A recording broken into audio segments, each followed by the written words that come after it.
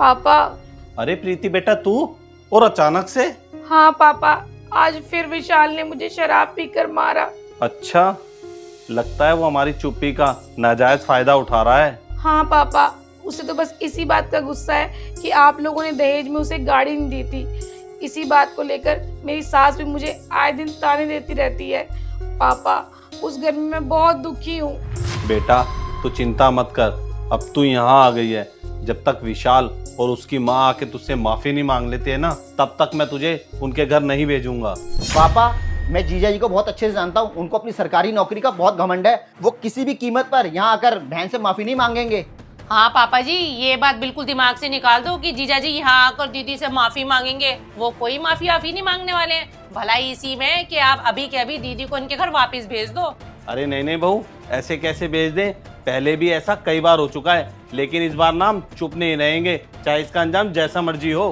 पापा, अंजाम तो यही होगा कि बहन को अपना ससुराल छोड़ के सारी जिंदगी हमारे घर में आके बैठना पड़ेगा। पिछली बार भी जब जीजा जी ने बहन पर हाथ उठाया था तो बहन ने मुझे फोन किया था। तब डॉली और मैंने बहन को यही समझाया था कि हस्बैंड वाइफ में ये सब तो चलता रहता है। तो पापा, आप भी बहन को यही समझाओ। भैया, बुरा मत मानना।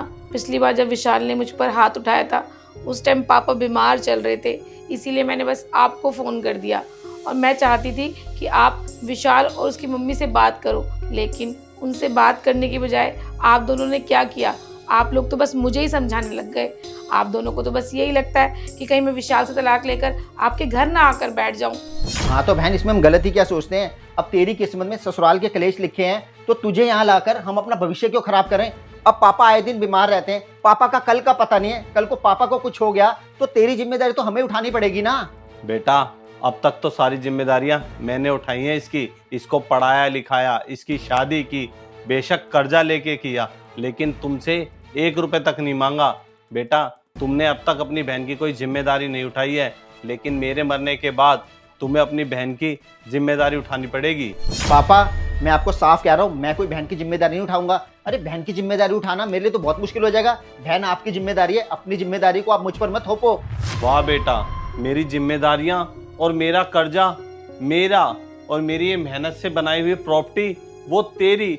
अभी तो 2 दिन पहले मुझसे क्या कह रहा था? पापा, आपकी तबीयत खराब रहने लग गई है, आप ना अपनी वसीयत बना दो और ये घर मेरे नाम कर दो। मैं इसे ना 3 मंजिला बना दूंगा।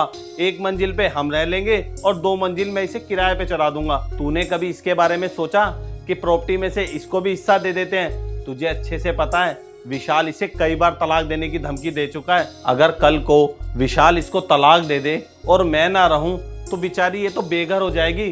तूने तो अपनी बातों से साबित कर दिया है कि तू तो इसकी जिम्मेदारी उठाएगा नहीं। बेटा, एक बात बोलूं, उन बेटों को अपने माँ बाप की प्रॉपर्टी में से हिस्सा मिलना चाहिए जो अपने माँ बाप की जिम्मेदारियां उठाते हो और उनका कर्जा निपटाते हो, लेकिन इसमें से तूने तो कुछ भी नहीं किया।